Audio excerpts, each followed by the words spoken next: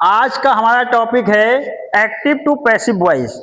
बहुत ही important topic है, बहुत ही जरूरी है।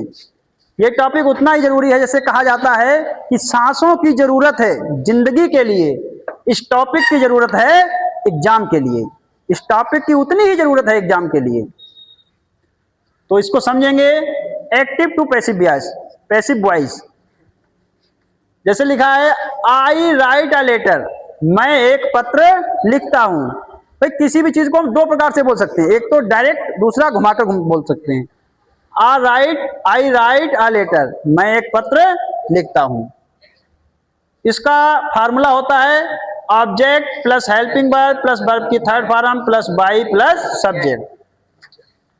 तो इसको a letter is written by me, इसका मतलब यह हुआ एक पत्र मेरे द्वारा लिखा जाता है। भाई इसका क्या मतलब था? मैं एक पत्र लिखता हूं या एक पत्र मेरे द्वारा लिखा जाता है, बात तो वही है। मतलब केवल कहने का तरीका बदल गया, वॉइस चेंज हो गया। पहले एक्टिव में था, अब ये किस में हो गया? पैसिव में। दूसरा मैंने लिखा है ही टॉट मी इंग्लिश, उन्होंने मुझे अंग्रेजी पढ़ाई, उन्होंने मुझे अंग्रेजी पढ़ाई। अब इसका हमने पैसिव किया, सबसे पहले क्या भाई ऑब्जेक्ट लिखा। ऑब्जेक्ट क्या है? मी का बदलाएंगे तो इसका क्या हो जाएगा? आई हो जाएगा। हेल्पिंग वर्ब किसका लगाना है? पास्ट इंडेफिनिट है तो पास्ट कंटीन्यूअस का हेल्पिंग वर्ब लगाएंगे। प्रेजेंट इंडेफिनिट है तो प्रेजेंट कंटीन्यूअस का हेल्पिंग वर्ब लगाएंगे। और फ्यूचर इंडेफिनिट है तो फ्यूचर कंटीन्यूअस का हेल्पिंग वर्ब। बहुत ही सरल है भाई। मतलब इंडेफिनिट टेंस का पैसिव वॉइस बनाने के लिए उसके अगले टेंस अर्थात कंटीन्यूअस का हेल्पिंग वर्ब लगाते हैं। अलग अलग पढ़ने की जरूरत नहीं है।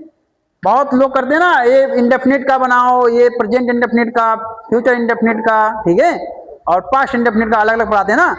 एक में ही पढ़ो इंडेफिनिट का, कोई भी इंडेफिनिट हो, चाहे वो प्रेजेंट इंडेफिनिट हो, चाहे वो पास्ट इंडेफिनिट हो, चाहे वो फ्यूचर इंडेफिनिट हो। आपका इंडेफिनिट टेंस का पैसिव वॉइस बनाने का रूल यही है। इंडेफिनिट टेंस का पैसिव वॉइस बनाने के लिए उसके अगले टेंस अर्थात कंटीन्यूअस का हेल्पिंग वर्ब लगाते हैं।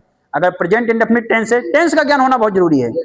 प्रेजेंट इंडेफिनिट है तो प्रेजेंट कंटीन्यूअस का हेल्पिंग वर्ब आएगा, पास्ट इंडेफिनिट है तो पास्ट कंटीन्यूअस का हेल्पिंग वर्ब आएगा, और फ्यूचर इंडेफिनिट है तो फ्यूचर कंटीन्यूअस का हेल्पिंग वर्ब आएगा। जैसे ध्यान दें, जैसे ये लिखा है ही टॉट मी इंग्लिश, उन्होंने मुझे अंग्रेजी पढ़ाई। पास्ट इंडेफिनिट टेंस है ना हमारा ये।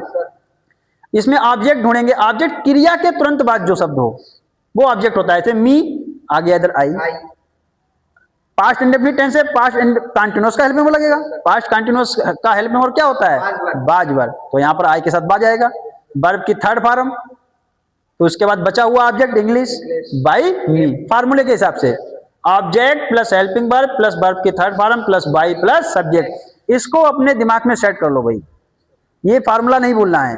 मतलब सबसे पहले ऑब्जेक्ट लिखेंगे, फिर हेल्पिंग वर्ब लिखेंगे, फिर वर्ब की थर्ड फॉर्म लिखेंगे, फिर बाई लिखेंगे, फिर सब्जेक्ट लिखेंगे। ठीक है भाई।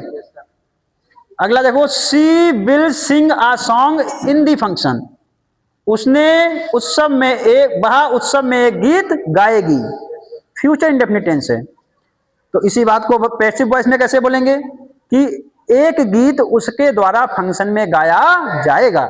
देखो, अ सॉन्ग विल बी संग इन दी फंक्शन बाई हर, एक गीत उसके द्वारा फंक्शन में गाया जाएगा। बात समझ गए भाई। He told me how to work hard, उसने मुझे बताया परिश्रम कैसे किया जाता है। इसी को भाई सबसे पहले हमें क्या ढूंढना है? बोलो, ऑब्जेक्ट ढूंढना है। बताओ इस टेंस में ऑब्जेक्ट, इस सेंटेंस में ऑब्जेक्ट क्या है? मी। तो मी का ऑब्जेक्ट को सब्जेक्ट में जब बदलेंगे तो मी का क्या हो जाएगा? आई हो जाएगा। I was told how to work hard by him. इस फार्मूले के हिसाब से चलना है।